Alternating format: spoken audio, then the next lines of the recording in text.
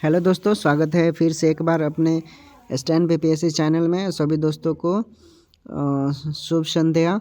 आप लोग जुड़िए और पढ़ाई करते रहिए और जैसा होगा वैसा हम करवाएंगे। जितना हमसे लगेगा उतना हम आपको करवा रहे हैं। ये ज़रूर आप लोग कर लीजिएगा सेशन, क्योंकि बहुत ही इम्पोर्टेंट सेशन हम करवा रहे हैं। चैप्टर बाई चैप्टर एमसीक्यू करवा रहे हैं और रोज़ क्लास अब चलेगा। आप लोग को जुड़ना है और करते रहना है, ठीक। हिंदी आपको मालूम है कितना इम्पोर्टेंट है क्लर्क और चपरासी के लिए। एपीओ हुआ, दरोगा हुआ, एसएससी जीडी हुआ, सभी के लिए बहुत इंपॉर्टेंट है। तो चलिए लेट किए बिना हम लोग सेशन शुरू करते हैं। इससे पहले वीडियो को लाइक नहीं किया तो लाइक कर दीजिए और जो भाई दोस्त मित्र चैनल पर नए होंगे सब्सक्राइब कर लीजिएगा। तो देखिए, इसके पहले हम लोगों ने हिंदी के बारे में जाना था, हिंदी की उत्पत्ति, हिंदी क्या है। आज हम लोग पहला चैप्टर पढ़ेंगे। दूसरा चैप्टर हमारा है ये भाषा एवं लिपि से संबंधित, ठीक। देख लीजिए क्या क्या है। भाषा की परिभाषा: जिस साधन के द्वारा मनुष्य अपने भावों और विचारों को लिखकर बोलकर प्रकट करता है उसे भाषा कहते हैं। भाषा ध्वनि, देखिए इसमें आप लोग को क्या क्या मिलेगा। ये चैप्टर हो गया, ठीक है। चैप्टर के बाद हम लोग एमसीक्यू फॉर्म है, देख लीजिए, ठीक है। तो ये हम एमसीक्यू फॉर्म भी करवाएंगे इसके बाद। तो आप लोग वीडियो को अंत तक बने रहिएगा तभी, ताकि आपको पूरा रूप से समझ में आएगा, ताकि हम इसके एमसीक्यू इससे जितने बने हैं वो आपको मिल जाए। थोड़ा जूम कर लेते हैं। देखिए, भाषा ध्वनि प्रतीकों की ऐसी व्यवस्था है जिसके माध्यम से किसी समाज के सदस्य परस्पर भावों और विचारों का बोलकर या लिखकर आदान प्रदान या संप्रेषण करते हैं। समझ गए। भाषा मतलब आप बोल सकते हैं अपने भाषा को, कोई दूसरा व्यक्ति है उसको समझ में नहीं आ रहा तो अपनी भावनाओं को बोलकर प्रकट कर सकते हैं, उसे समझा सकते हैं, आदान प्रदान कर सकते हैं, उसकी भाषा आप समझ सकते हैं, अपनी भाषा को प्रसार कर सकते हैं। इसका मतलब ये हुआ। भाषा भाव या विचारों की अभिव्यक्ति का एक प्रमुख साधन है। देख लेते हैं क्या क्या प्रमुख साधन है।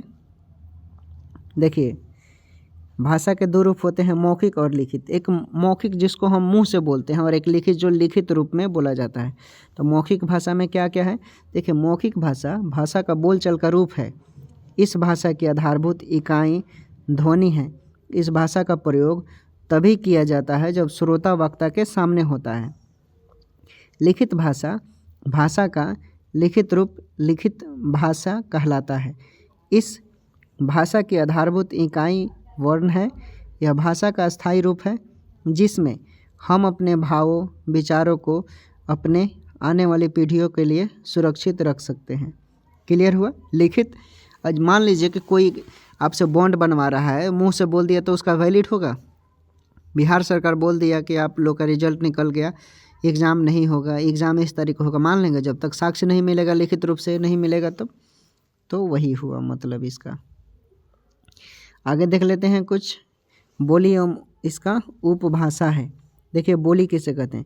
किसी छोटे तथा विकसित क्षेत्र में स्थानीय व्यवहार में प्रयुक्त होने वाली भाषा का अल्प विकसित रूप बोली कहलाती है। अल्प विकसित, छोटी सी बोली में साहित्य रचना नहीं होती है, आपको भी मालूम है।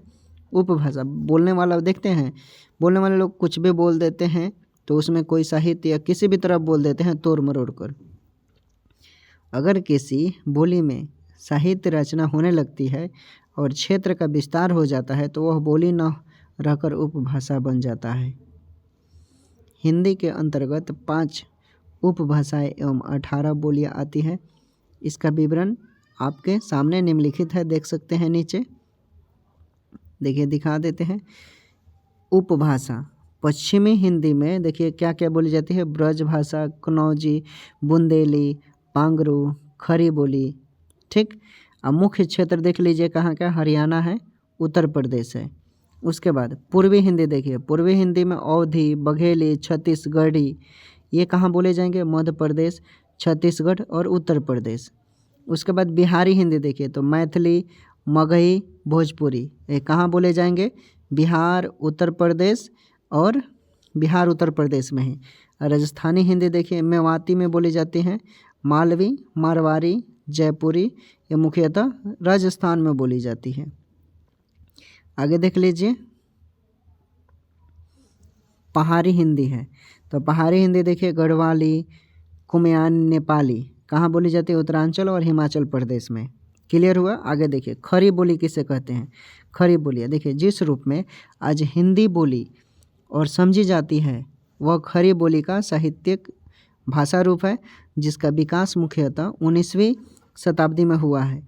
खड़ी बोली का प्राचीन रूप 10वीं शताब्दी में मिलता है, लेकिन 14वीं शताब्दी के प्रारंभ में अमीर खुसरो द्वारा पहली बार खड़ी बोली हिंदी में पहेलियाँ एवं मुकरियाँ रची गई और मध्यकाल तक खड़ी बोली मुख्यतः बोलचाल की भाषा ही रह गई, साहित्यिक भाषा के रूप में नहीं। इसका मतलब यह है कि उस युग में ब्रज भाषा आपके काव्य की भाषाएं थी। क्लियर हुआ? आगे देख लेते हैं कुछ।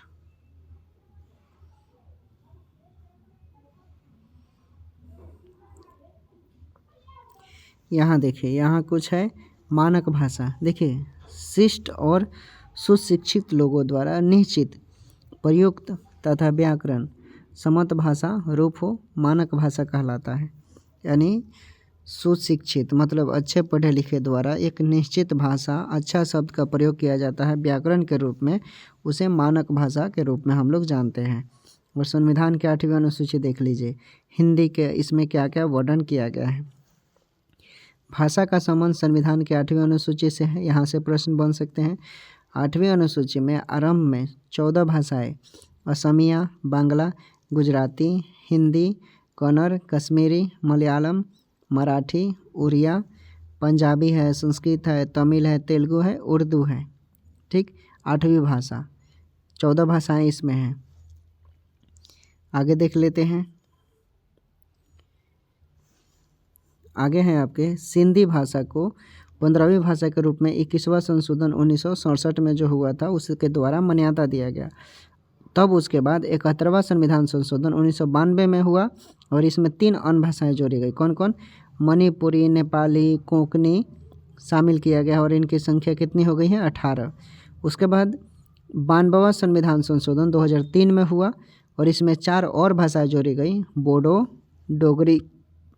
डोगरी, मैथिली, संथाली को शामिल किया गया। वर्तमान में 8वीं अनुसूची में 22 भाषाओं की संख्या है। कितने? 22। अब यहाँ से इम्पोर्टेंट प्रश्न हम लोग देखेंगे। आगे कुछ फैक्ट है वो देख लेते हैं। भारत की राष्ट्रभाषा क्या है? हिंदी है।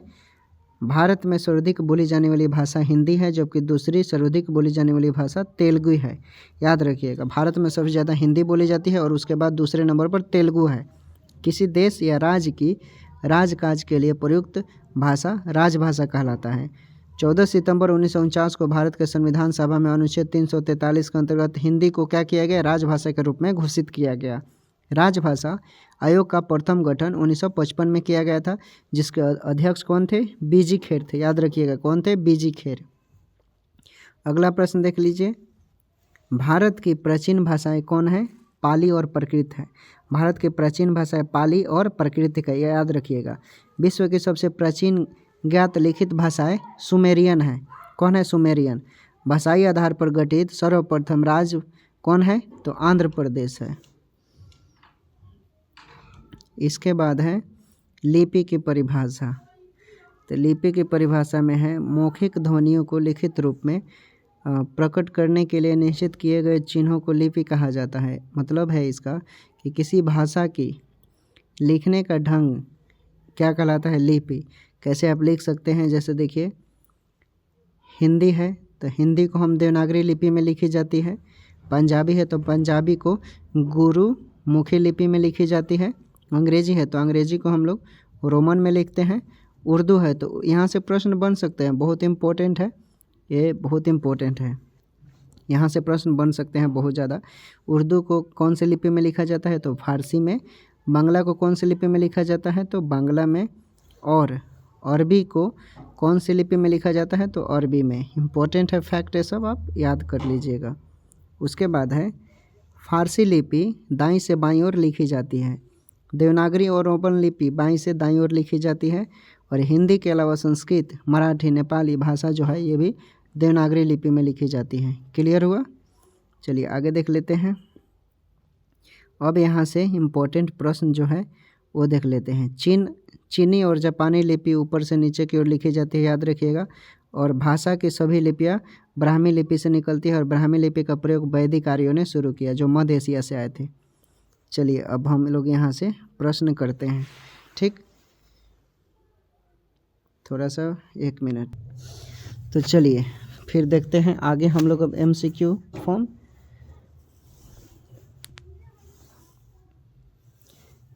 प्रश्न है, भाषाई आधार पर सर्वप्रथम किस राज्य का गठन हुआ?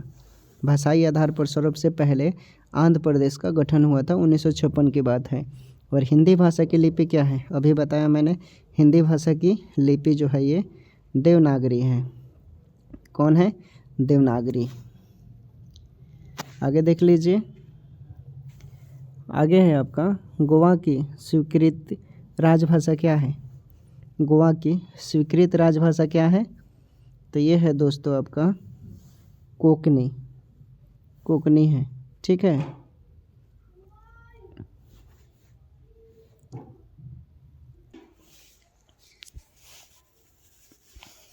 अगला प्रश्न है आपका कि गोवा की स्वीकृति भाषा अभी बताया मैंने कोंकणी है। उसके बाद कबीरदास की भाषा क्या है? तो कबीरदास की भाषा अभी मैंने बताया था शुद्ध साधुकरी है। अगला प्रश्न है, वर्तमान हिंदी का प्रचलित रूप क्या है? वर्तमान हिंदी का प्रचलित रूप क्या है? तो वर्तमान हिंदी का प्रचलित रूप आपका हो जाएगा खड़ी बोली हो जाएगा। क्या हो जाएगा? खड़ी बोली, ठीक। उसके बाद है, हिंदी किस भाषा परिवार की भाषा है? हिंदी किस भाषा परिवार की भाषा है?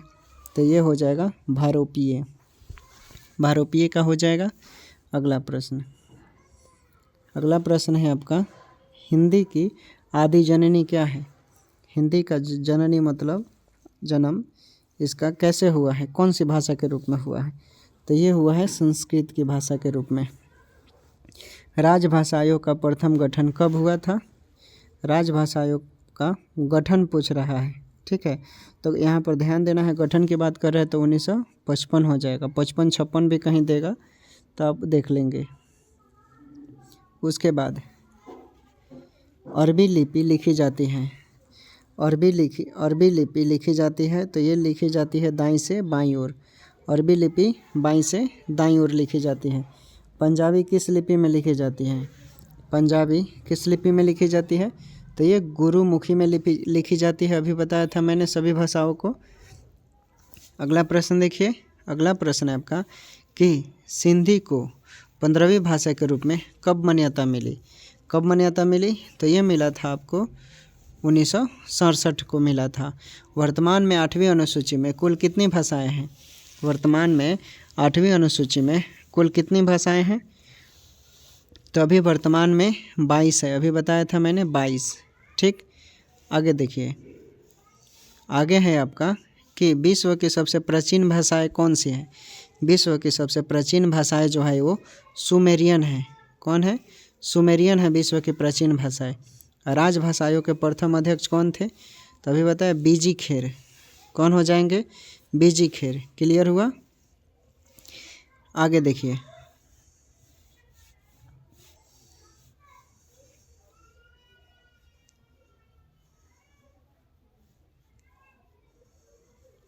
चलिए यहाँ से अब आगे देख लेते हैं हम लोग। भारत में सर्वाधिक बोली जाने वाली दूसरी भाषा कौन सी है? तो अभी तेलुगु है ये। भारत में सबसे ज़्यादा दूसरी जो भाषा बोली जाती है हिंदी के बाद तेलुगु। देवभाषा कौन सी है? तो ये संस्कृत है, देवभाषा संस्कृत है, ठीक। आगे देख लीजिए, आगे आपका ब्रज भाषा किस लिपि में लिखी जाती है? ब्रज भाषा किस लिपि में लिखी जाती है? तो ये देवनागरी में लिखी जाती है। सर्वप्रथम भाषा का प्रयोग किस रूप में हुआ? सबसे पहले भाषा का प्रयोग सांकेतिक के रूप में हुआ। किस में हुआ? सांकेतिक के रूप में। अगला प्रश्न देखिए, अगला प्रश्न है आपका कि भारत की सबसे प्राचीन भाषा क्या है?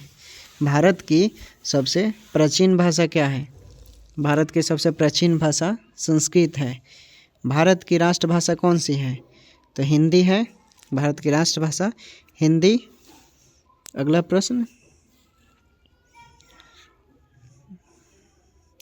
भाषा के लिखने का ढंग क्या है? भाषा का लिखने का ढंग लिपि है, लिपि। भाषा का साधक क्या है? भाषा का साधक अभिव्यक्ति का है, अभिव्यक्ति का। अगला प्रश्न देखिए, पूर्वी हिंदी किस अपभ्रंश से निकली है? पूर्वी हिंदी, अभी बताया था मैंने, पूर्वी हिंदी जो है आपका ये अर्धमगधी से निकली है। पूर्वी हिंदी अर्धमगधी से निकली है। ब्रज भाषा का विकास किससे हुआ है? ब्रज भाषा का विकास सौरसेनी से हुआ है, सौरसेनी से हुआ है। अगला प्रश्न, उसके बाद है पद्मावत की भाषा क्या है? पद्मावत की भाषा क्या है? पद्मावत की भाषा क्या है? तो पद्मावत की भाषा आपका अवधी है, अवधी। आधुनिक देवनागरी का प्राचीन रूप क्या है? आधुनिक देवनागरी का प्राचीन रूप क्या है दोस्तों? तो ये हो जाएगा आपका ब्राह्मी। ठीक है, ब्राह्मी। आधुनिक देवनागरी का प्राचीन रूप ब्राह्मी हो जाएगा। अगला प्रश्न देखिए, अगला प्रश्न है देवनागरी लिपि में सुधारों का आरंभिक प्रयत्न किसने किया था? देवनागरी लिपि में सुधारों का आरंभिक प्रयत्न किसने किया था? तो ये किया था बाल गंगाधर तिलक ने। किसने किया था? बाल गंगाधर तिलक ने। भाषा की उत्पत्ति किस धातु से हुई थी? भाषा की उत्पत्ति ये भास के रूप में हुआ है। भाषा की उत्पत्ति भास के रूप में। चलिए अगला प्रश्न, हिंदी की उपभाषाओं की संख्या क्या है? हिंदी की उपभाषाओं की संख्या क्या है दोस्तों? तो ये है आपके 5। हिंदी की उपभाषाओं की संख्या 5 है। भारत की राजभाषा को कब स्वीकार किया गया? भारत की राजभाषा को कब स्वीकार किया गया? तो 14 सितंबर 1949 को, ठीक है, जब संविधान बनकर तैयार हुआ था। अगला प्रश्न देखिए, अगला प्रश्न है संघ की भाषा हिंदी और लिपि देवनागरी होगी, यह संविधान के किस अनुच्छेद में कहा गया है? तो 343 में कहा गया है। किस में कहा गया है? तो ये 343 में। हिंदी भाषा के बोलियों की मूल संख्या कितनी है? तो ये 22 है। कितनी है? 22। अगला प्रश्न है आपका दोस्तों, मालवी हिंदी की किस उपभाषा के अंतर्गत आती है? मालवी हिंदी की किस भाषा के अंतर्गत आता है? तो ये आता है पूर्वी हिंदी के रूप में। किस में? पूर्वी हिंदी के रूप में आता है। छत्तीसगढ़ी बोली किस हिंदी के अंतर्गत आता है? छत्तीसगढ़ी बोली किस हिंदी के अंतर्गत आता है? तो ये आता है पूर्वी हिंदी। किस में आता है?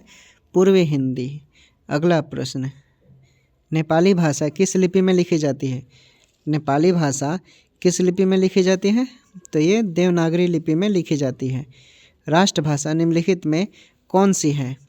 राष्ट्रभाषा कौन सी है इसमें से? बताइए, देवनागरी लिपि में कौन सी होगी इसमें?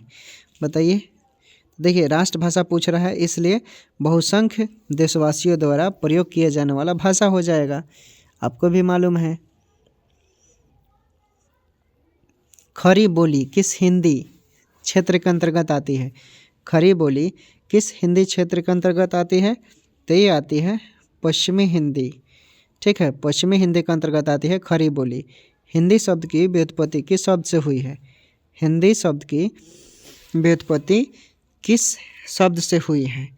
तो शब्द पूछ रहा है, इसलिए राइट आंसर हो जाएगा सिंधु से। सिंधु से ही हिंदी की उत्पत्ति हुई है, याद रखिएगा। और आर्यों ने कहा था। मुगलों की देन है हिंदू शब्द। संविधान में हिंदू और उर्दू में हिंदू का मतलब एक गाली होता है, अपमानजनक शब्द है। संविधान में हिंदी को कौन से दर्जा दिया गया है? संविधान में हिंदी को कौन सा दर्जा दिया गया है? तो ये दर्जा दिया गया है राजभाषा के रूप में।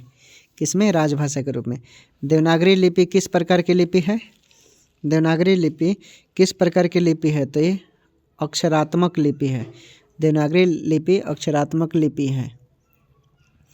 किस राज्य की राजभाषा अंग्रेजी है? किस राज्य की राजभाषा अंग्रेजी है दोस्तों? तो ये है आपका नागालैंड। क्या है? नागालैंड। देवनागरी को दक्षिणी भारत में किस नाम से जाना जाता है? देवनागरी को दक्षिणी भारत में किस नाम से जाना जाता है? तो ये जाना जाता है नंद नागरी के रूप में। देवनागरी को नंद नागरी के रूप में जाना जाता है। अगला प्रश्न देखिए, कौन सी भाषा मानक भाषा नहीं मानी जाती है? कौन सी भाषा मानक भाषा नहीं मानी जाती है? तो अवधी जो है यह मानक भाषा नहीं मानी जाती है। बोली के संदर्भ में कौन सा कथन गलत है? बोली के संदर्भ में बोली में केवल मौखिक साहित्य परंपरा होती है, ये गलत है। बाकी बोली ही विकसित होकर भाषा का बन जाना होता है।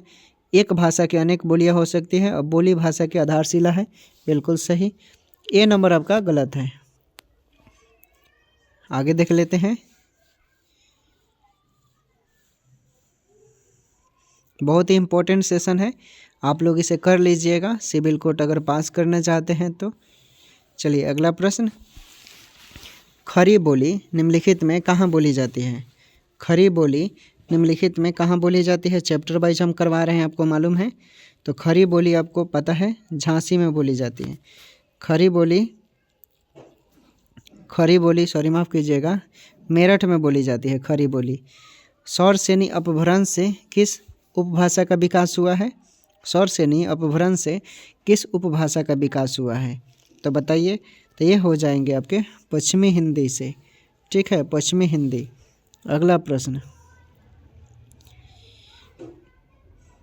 पूर्वी हिंदी की बोली क्या है? पूर्वी हिंदी की बोली क्या है? तो बघेली है। पूर्वी हिंदी की बोली बघेली है। राजस्थानी उपभाषा में कितनी बोलियां हैं? राजस्थानी उपभाषा में कितनी बोलियां हैं बताइए।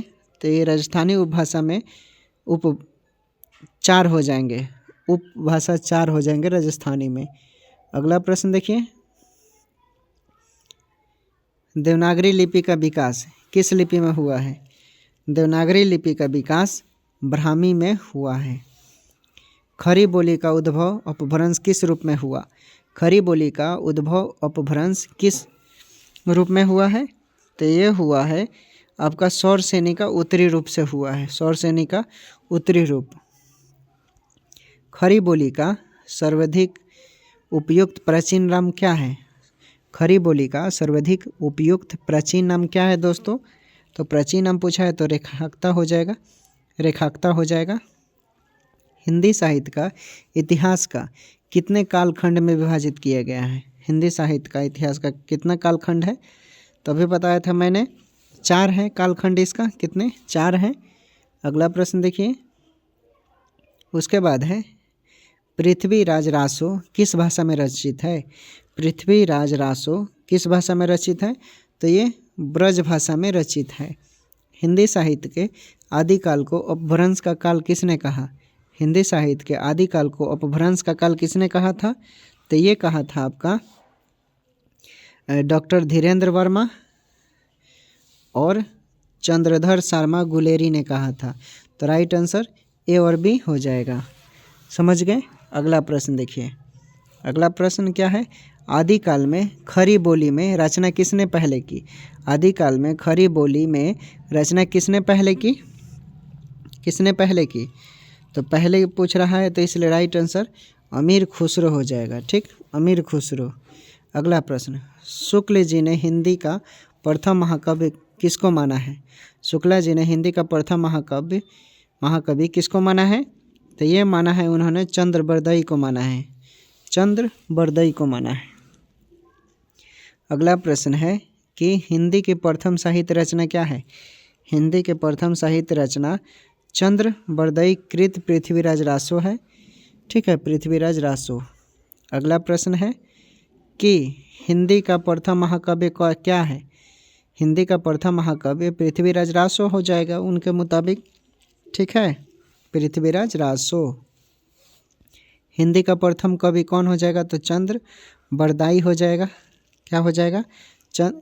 चंद्रबरदाई नहीं, माफ़ कीजिएगा, हिंदी का प्रथम कवि पूछा है ना, तो प्रथम कवि इसमें से ध्यान से देखना होगा हम लोग को। हिंदी का प्रथम कवि उनके अनुसार तो चंद्रबरदई है, लेकिन हिंदी का यहाँ प्रथम कवि पूछा है। ठीक है, क्या पूछा है? तो इसलिए सरहपाद हो जाएगा। सरहपाद हिंदी के प्रथम कवि हैं ये। ठीक है, कवि का बात किया है, कन्फ्यूजन नहीं होना है। चलिए अगला प्रश्न देख लेते हैं।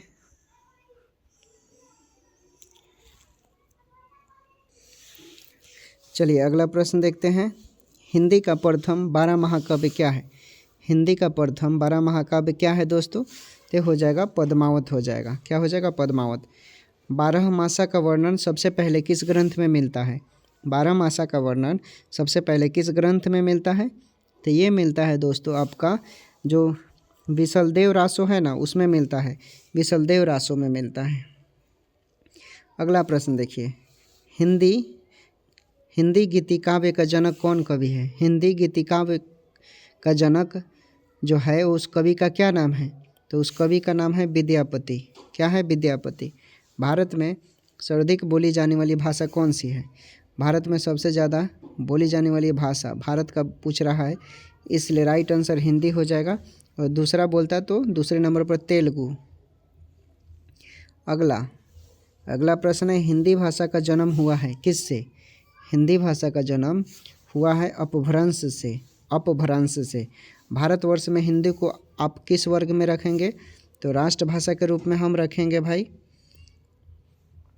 अगला प्रश्न, निम्नलिखित में से कौन सी भाषा संस्कृत भाषा की अपभ्रंश है? कौन सी भाषा संस्कृत भाषा की अपभ्रंश है? तो पाली। अधिकतर भारतीय भाषाओं का विकास किस लिपि में हुआ है? अधिकतर भारतीय भाषाओं का विकास किस लिपि में हुआ है? तो ये हुआ है ब्राह्मी लिपि में। भारत के जितने भी अधिकतर भाषाएं हैं वो ब्राह्मी लिपि में इनका विकास हुआ है। भारतीय संविधान के किन अनुच्छेदों में राजभाषा संबंधित प्रावधानों का उल्लेख है? किस भाषा में? तो ये जो है दोस्तों उल्लेख है आपका 343 से 351 में। हिंदी भाषा के विकास का सही अनुक्रम कौन सा होगा इसमें से? सही अनुक्रम पूछा है तो पहले पाली हो जाएगा, पाली से प्राकृत और अपभ्रंश से हिंदी। क्लियर हुआ? अगला प्रश्न देखिए। अगला प्रश्न है, संविधान के किस अनुच्छेद में 351 में किस विषय का वर्णन है? अनुच्छेद 351 में किस विषय का वर्णन है? तो ये वर्णन है दोस्तों हिंदी के विकास के लिए निर्देश दिया गया है। ब्रज भाषा क्या है? ब्रज भाषा क्या है? तो ब्रज भाषा आपका हो जाएगा पश्चिमी हिंदी। मगही किस उपभाषा की बोली है? मगही किस उपभाषा की बोली है? तो ये है दोस्तों आपका बिहारी भाषा की। अगला प्रश्न देख लीजिए। अगला प्रश्न है आपका, भाषा के आधार पर भारतीय राज्यों को पुनः संरचना की गई थी। भाषा के आधार पर भारतीय राज्यों की पुनः संरचना की गई थी। कब की गई थी? तो ये किया गया था 1956 में। किस तिथि को हिंदी को राजभाषा बनाने का निर्णय लिया गया? किस तिथि को? तो 14 सितंबर 1949 को। 8वां विश्व हिंदी सम्मेलन 2007 आयोजन कहाँ हुआ था? तो ये न्यूयॉर्क में हुआ था, याद रखिएगा, न्यूयॉर्क। ठीक, न्यूयॉर्क कहाँ है दोस्तों? तो ये अमेरिका में है। ठीक है। अगला प्रश्न, मौखिक भाषा की आधारभूत इकाई क्या है? मौखिक भाषा की आधारभूत इकाई क्या है दोस्तों? तो आधारभूत इकाई पूछा है, इसलिए राइट आंसर हो जाएगा शब्द। लिखित भाषा की आधारभूत इकाई क्या है? वहाँ मौखिक का पूछा तो शब्द, और लिखित का पूछ रहा है यहाँ पर, इसलिए ध्यान देना है। लिखित का क्या हो जाएगा? लिखित का हो जाएगा आपका वर्ण। ठीक है। अगला प्रश्न देखिए, मानक हिंदी से क्या मतलब है? मानक हिंदी से क्या मतलब है? तो मानक हिंदी से आपका यही मतलब है कि साहित्यिक पुस्तकों की जो भाषा है वो सही होनी चाहिए, साहित्यिक रूप में होनी चाहिए बोली की भाषा। अगला प्रश्न देखिए, किस पुस्तक में हिंदी का सबसे पहले उल्लेख है? किस पुस्तक में हिंदी का सबसे उल्लेख है? तो अवेस्ता में। ठीक है, अवेस्ता में।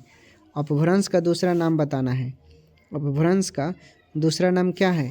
तो अवहट है। अवहट है। ठीक है, अवहट।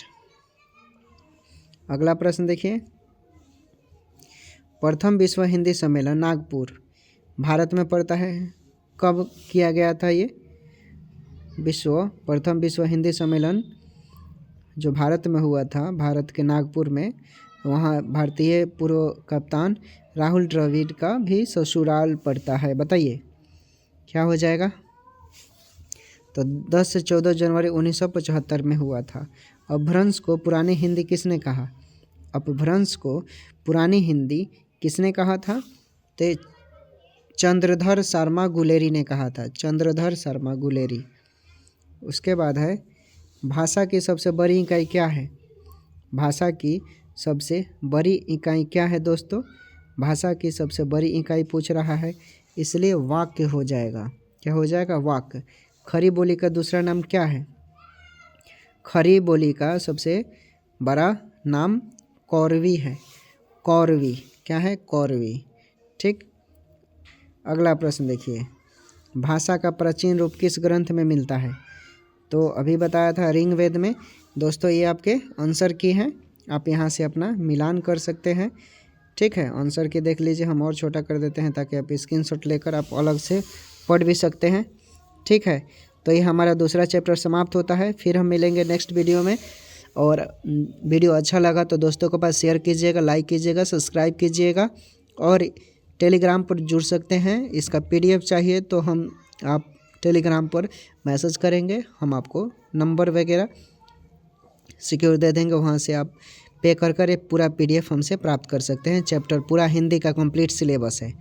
ठीक है दोस्तों, तो टेक केयर, बाय बाय, अपना ख्याल रखिए और पढ़ाई कीजिए। फिर हम लोग मिलते हैं तीसरे चैप्टर के साथ अगले वीडियो में।